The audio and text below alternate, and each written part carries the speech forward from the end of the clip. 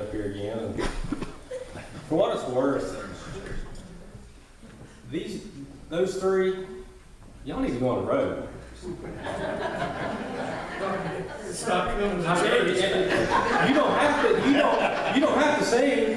We just want to see the comedic act. I mean, there's comedians that don't do that great. Oh, Bill.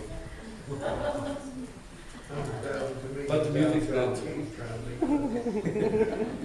No, but I appreciate you guys letting me get up here again. I always enjoy getting up, bring the word to you guys and just your all support. And it's just amazing because I was sitting there with Brandy, and as you guys were actually singing, what we're going to be in tonight, we're going to be dealing in Philippians, and we're going to talk about when Paul was in prison and those chains and the imprisonments that we face each and every day. So it's amazing. While I've been working on this particular passage, the whole class so far, you couldn't plan that. Only God can plan that. And just to see how that comes together is just, God's amazing every day when you see it. You're like, oh wow, But it's God. Nothing is impossible. And it's just amazing. He surprises us every day. And then within everyday life, we have those obstacles. And what is an obstacle? It's something that prevents us from accomplishing a goal. It disrupts us from progressing forward. And we face them each and every day. And it's going to hinder us. It gets us upset. I know a lot of us are creatures of habit, and we want things to be so-so each and every time. We wake up, we have to do this, we have to do that. But we face those obstacles. And I think a lot of times, for me, and seeing how I used to live versus now, I think we lose sight of that, and we want to do our own thing. I know I did. I wanted to do my own thing. We're not looking at God's will. We want to look at what's in front of us and our plan and our will. And how we choose to live our life and how we handle those situations, I believe says a lot about how we do live. Whether we are turning to God, whether we truly are trusting in Him, like the Bible tells us to, and like we're going to see tonight, Paul had unconditional love, his faith, it was so strong. But are we doing that? Do we have that same trust? Do we have that? And I'm going to start off here with a little story. We've all sold houses or have family sold houses, and it's a process. This gentleman, he was tired of his house. He's like, okay, it's time to move. I got to go on. I need something better. Doesn't grow old at this place. Well, he calls it a real estate lady or, person. They come out, take their pictures, do their little thing. They talk and discuss what's going to go on. Well, after she takes pictures after the meeting, she goes back. They draw up their little plans. She comes up with an advertisement.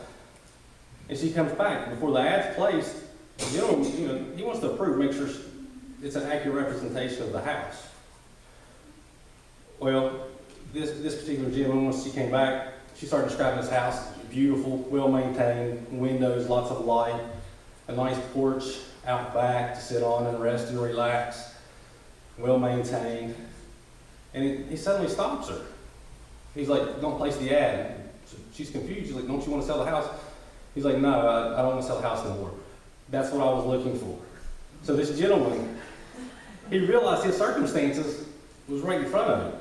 God had put him where he needed to be. He thought he knew what he needed. He thought he was ready to move on. But he really didn't. He was where he needed to be all along. And, we have a hard time understanding that. But as believers, we have that joy. We can maintain that joy in those difficult circumstances because we have Christ. Right? We have Christ, so we can maintain that joy. That's our great expectation is Christ. When we have nothing, we're broken. We have that great expectation that Christ is going to be there for us. He's not going to let us down. And when we look at Paul, when we look at this particular passage, Paul was in prison. During the time of this passage, he was in prison. And the reason he was in prison was because of his faith. He'd grown fond of the Philippians. He'd built a church. He started a church and filled it. And he'd grown really fond of it. And because of his love, because of his passion in what he believed in, he was in prison for it. And, we look at Paul and we think, okay, he could waver. He's been imprisoned. And we're imprisoned every day. We're not in physical prison. We can be in prison every day, and this is what's going on here. And you think, well, is he going to waver? No, he doesn't. He continues to go on. You know, he takes what he has and knows that his situation is laid out for him for a reason. And so we're going to look at that a little bit this evening, and hopefully it makes sense and for us. And you know, we look at the gospel. We look at what we're to do. You know, we're called to advance the gospel, just as Paul was. And if you wouldn't mind, go ahead and turn into Philippians. We're going to be in Philippians 1, and we're going to start in verse 12. And I'm going to read through 26. So we're going to be in Philippians 1, 12 through 26. It says, I want you to know, brothers, that what has happened to me really served to advance the gospel, so that it has become known throughout the whole imperial guard, and to all the rest that my imprisonment is for Christ. And most of my brothers, having become confident in the Lord by my imprisonment, are much more bold to speak the word without fear. Some indeed preach Christ for envy and rivalry, but others for goodwill. The latter do it out of love, knowing that I am put here for the defense of the gospel. The former proclaim Christ out of selfish ambition, not sincerely, but thinking to afflict me in my imprisonment. What then? Only that in every way, whether in pretense or in truth, that Christ is proclaimed, and that I rejoice. Yes, I will rejoice, for I know that through your prayers and the help of the Spirit of Jesus Christ, this will turn out for my deliverance, as it is my eager expectation and hope that I will not be at all ashamed, but that with full courage now as always Christ will be honored in my body, whether by life or by death. For me to live is Christ, and to die is gain. If I am to live in the flesh, that means fruitful labor for me, yet what I shall choose I cannot tell. I am hard pressed between the two. My desire is to depart and be with Christ, for that is far better. But to remain in the flesh is more necessary on your account. Convinced of this, I know that I will remain and continue with all for your progress and joy in faith, so that in me you may have ample cause to glory in Christ Jesus because of my coming to you again. Now, I think there's a lot of power there. You know, we see his situation, we see where he's at, but we see where he's going, and what's going to be at the end of that road because of that faith. And he has that joy. You know, so we see that the Philippians, they understand his circumstance. They understand, you know, what's going on. You know, and we look each day at our own circumstances.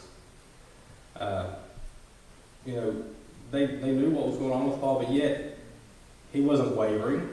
You know, he's like, whoa, you know, don't be scared. He was confident. You know, he wanted to reassure that the gospel was advancing. Because of his imprisonment, you know, something good's going on. You know, don't look at this as a bad thing. And he understood that. And sometimes we get off track and we'll think that. But he knew that it was advancing. And when we think about advancing, yeah, that's a word that we all know. What is advancing? When we talk about advancing anything, and I think a good example, I'm not a military person, but, you know, we always hear strategy. You know, the military has a strategy. They want to advance. You know, if they need to take over a city or they need to get rid of the enemy, they advance. And advancing is progressing, right? We're trying to progress or progress. And that's what Paul was indicating here. The gospel was still progressing. And that they didn't need to have that fear. You know, when we look at God's hand in our own circumstances, you know, how are we approaching that? You know, are we saying, why God? Why am I going to do this? Why you put this in front of me? I don't deserve this. Why not? Why don't we look at God or pray to God and be like, okay, God, I know you're putting me in this situation, and I know something, the glory, you know, bring you glory is going to come out of this. You know, what do I need to do? Show me the steps that I need to take. You know, let's ask why not instead of the why. In those circumstances, let's let God's hand be there to help us advance, because that's our job. You know, we're told we need to spread the word, we need to spread the gospel, and we're the ones that have to advance that gospel, just as Paul did. You know, just because Paul did at the end, it still applies to us now. We have a responsibility to do. We're commanded to. And what was funny, I thought as I was studying this too, and when we look at how we know that this gospel was advancing, was when he was in prison, he would have those that would come. He would still allow people to come. It was more like a house arrest. They would come in, and he could talk, he could teach, so that he still had access. And this is a little part that I found was funny, is the guard, the imperial guards. You know, these were the emperor's, his own guards. And they rotated every so many hours. It was on shifts. And as he was teaching, these particular, folks, these Christians that were in Rome, the guards were there. So he used this as an opportunity. So it's advancing because he's able to talk to them. He's able to talk to these guards that were not getting the gospel, but he's actually using his imprisonment. Because he's in prison, they get to hear the word of God. They get to hear about Christ. And I just found that as a neat little, opportunity. He took advantage of an opportunity he was in instead of just being whatever. And I didn't think about it today, and I was talking to Brandy. We went to a concert over the weekend, and the place we were in, the establishment, it's a music place, and they hold concerts all the time. It's a small, little, intimate place. But they do sell adult beverages. And I thought that thing was funny. Before we went in, they actually ID'd everybody, of all things, at a Christian concert. Everybody had access, so it was all good. But I'm thinking, why are we here? Why are they having a concert here? Charlotte is a huge place. They could have this thing anywhere. But after the fact, we got to talking. They was using that as a ministry.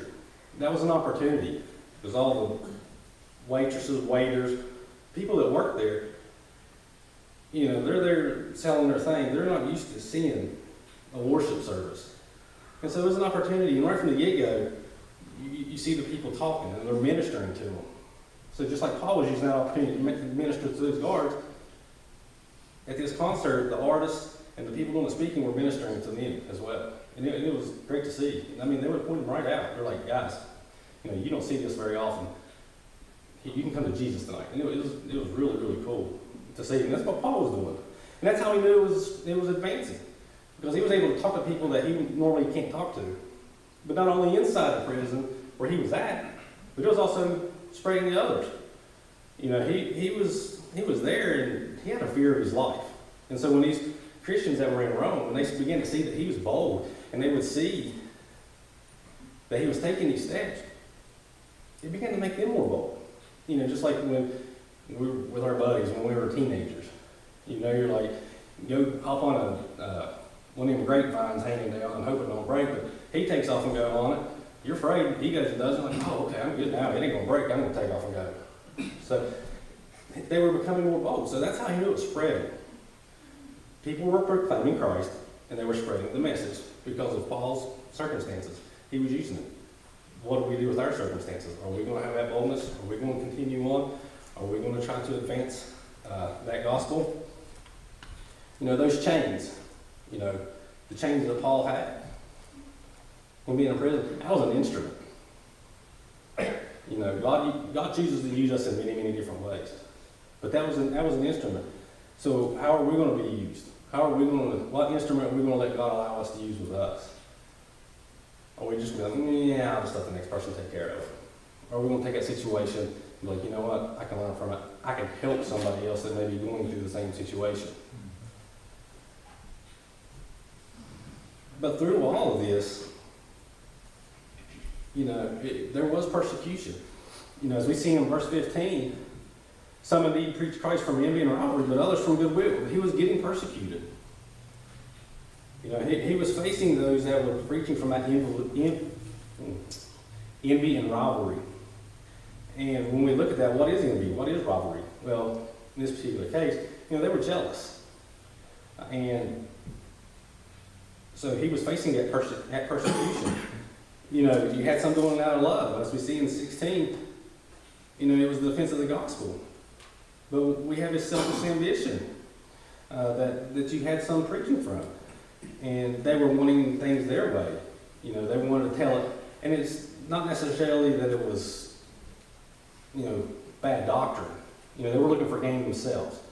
And these people that were doing this was those leaders, those Christian leaders that was in Rome. They wanted gain for themselves. Paul, he didn't want no gain. He was doing this out of his commitment to the Christ. Where the other ones wanted gain, they wanted that recognition, that notoriety. But he didn't care. He didn't care that they were out to hurt him. And they was out to hurt him. And we see in 1 Corinthians and 2 Corinthians, they're out to get him and jealous. because of his poor speaking abilities is one of the things that they were after. You know, Paul was a poor speaker. I can probably relate. I don't test to be the best speaker. But they were going after him for that reason. But also his weakness. You know, he was in constant suffering. They found him to be weak. So they were going after him in these regards. So it's not that they was preaching exactly bad doctrine. They were just trying to get after him because they were jealous. You know, and sometimes we tend to be jealous people at times. But he didn't care. He rejoiced. Why would he rejoice? Well, his main commitment was to Christ. So his goal was being met. You know, even though they were against him, he did not care because his goal was being met. They're proclaiming Christ. The word of Christ is getting out to people that need to hear the word of Christ. So his goal is fulfilled. So he's rejoicing. You know that's less he has to do. That means he could go and focus on somebody else.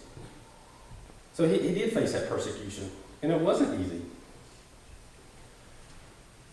But he, you know, within that rejoicing, you know, he came to know discipleship. You know, that was his main thing. He understood. He became to understand it, and he took up his cross and followed Jesus. And we need to do that today. And what does discipleship look like? I mean, what does that look like for us? Well, we could take our church, for example. You know, it can be various things. Just any of the ministries. Sharon's Bread Ministry. That's an outreach. The Ladies' Aid. I know I'm going to forget about this, but the men, everything this church does, it's just not Pete getting up here on Sundays. You know, this church has a variety of ministries.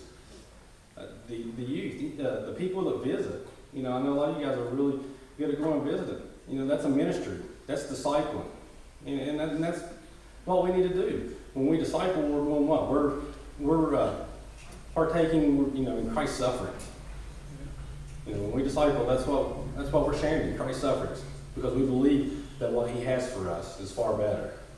And that's how Paul was. He knew that circumstances didn't mean anything, because he knew what he had. But then, you know, there's a shift. We see a shift as we get in to verse 19. We go from where he's being persecuted now. He's magnifying Christ, right? He's exalting, which is what we need to do in all our circumstances. You know, we need to glorify God for all things that He puts us through. You know, because He's going to put us through that to get an understanding on what we need to do to further His kingdom. And, you know, another little story as far as how we can magnify Him, how we do that, is imagine you're at the hotel, or you're some big building, you're at a business meeting, whatever. You got to take the elevator. We push that button, what's going to happen? That elevator, we're going to trust that elevator is going to come down and that doors are going to open. At least we hope it does.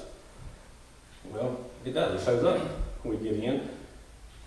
Once we get in, we're doing what? We're putting our trust in that elevator. Not so much, we're not empowering the elevator, but we're going to trust. We're going to have faith that the elevator's going to do its job. So why don't we have that same faith all the time in Christ? You know, when we step into Christ, when we put our faith and truly step into Christ, we're magnifying Him. You know, we're showing Him the glory that He deserves. You know, and to me, there's nothing we can ever do. There's no word we can ever say that's even remotely close to giving Him what He does deserve. But to Him, that's what we have to do. We need to magnify Him. And when we step in, just like we step in that elevator, and trust it to do His job, why don't we trust God? Why don't we trust Jesus to do His job, you know, through us? Why don't we let Him use us? And that's what Paul was doing. He knew. He knew that whatever was going to happen, that he's going to be delivered. And we should always rejoice. Why? Because we're going to be delivered. One way or another, Christ will deliver us. If we have our faith, we put our trust, we're going to be delivered. And in Paul's situation, he didn't know what it was going to be. He knew he was going to be delivered, but he didn't know if he was going to be delivered from prison, which what it could represent. But what also can deliverance be? When we're delivered, we can be delivered like